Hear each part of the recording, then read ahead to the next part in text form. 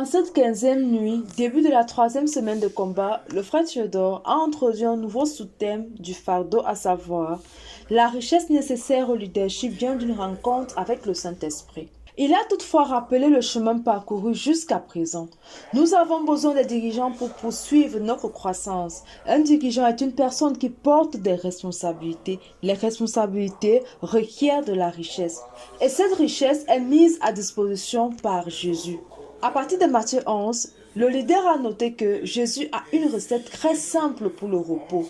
Il dit, nous devons venir à lui pour avoir un premier niveau de repos et ensuite porter son fardeau pour que nous ayons un autre niveau de repos. La méthode de Jésus pour nous délivrer de la fatigue de nos problèmes est de nous donner ces problèmes à porter.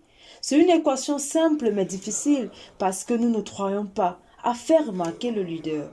Pour introduire le sous-thème, le frère Théodore a d'abord établi quelques vérités tirées de 1 Pierre 1, versets 3 à 11.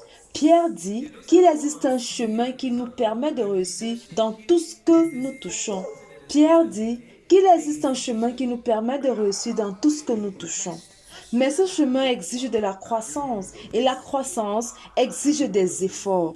Mais avant de nous dire de faire cet effort, il dit déjà que Dieu nous a donné tout ce dont nous avons besoin pour la vie et la piété. Il a suffisamment pourvu à tout ce dont nous avons besoin pour cette vie et pour la transformation.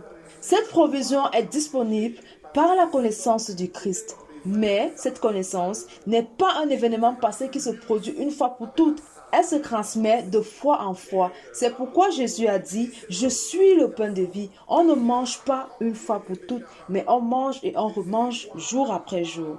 À ce stade, le frère Théodore a démantelé l'idée fausse que beaucoup ont de Jésus et du Saint-Esprit.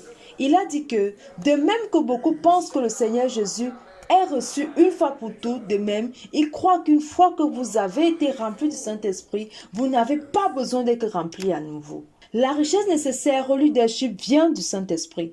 Elle vient d'une relation plus profonde avec le Saint-Esprit. Et chaque rencontre plus profonde avec le Saint-Esprit laisse une marque sur nous. Il a toutefois déploré le fait que nous connaissions mal la personne du Saint-Esprit. Brisant nos conceptions erronées du Saint-Esprit, le frère Théodore a révélé que le Saint-Esprit est le don de Dieu le Fils aux croyants, tout comme Dieu le Fils est le don de Dieu le Père à l'humanité. Il est Dieu en nous, le donateur de vie, celui qui nous transmet la vie spirituelle.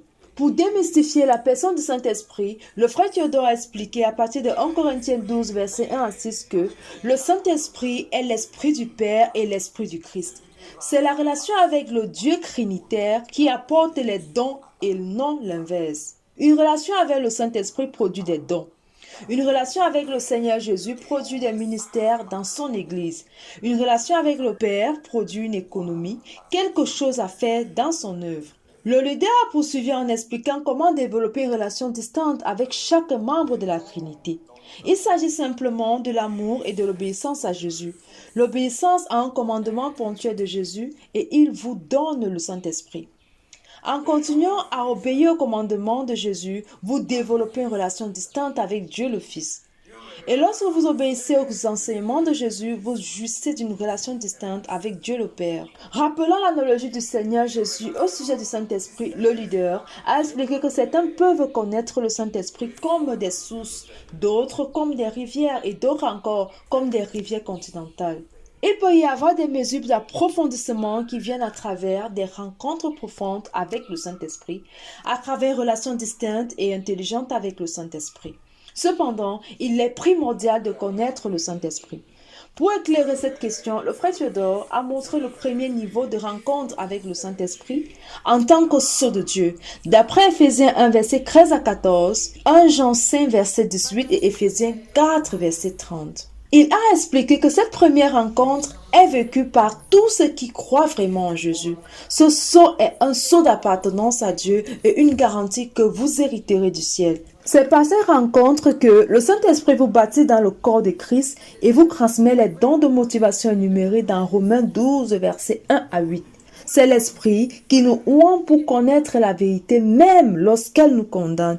Tel était le contenu du message de ce 15e jour de croisade et de jeûne RTVC.